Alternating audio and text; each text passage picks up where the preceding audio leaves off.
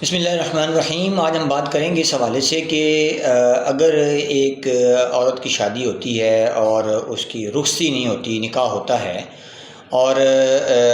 وہ اپنے والدین کے پاس ہی رہائش پذیر ہوتی ہے اور دوران دعویٰ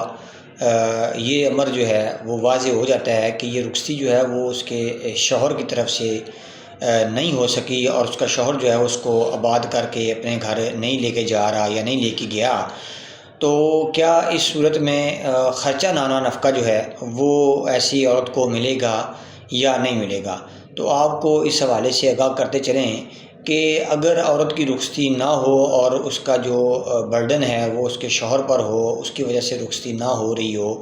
تو ایسی صورت میں جو عورت ہوگی وہ اپنے شوہر سے سابقہ خرچہ نانا نفقہ جو ہے وہ کلیم کر سکتی ہے۔ اس حوالے سے جو ججمنٹ ہے وہ 2020 YLR پیج 1586 پر اس امر کو ہولڈ کر دیا گیا ہے۔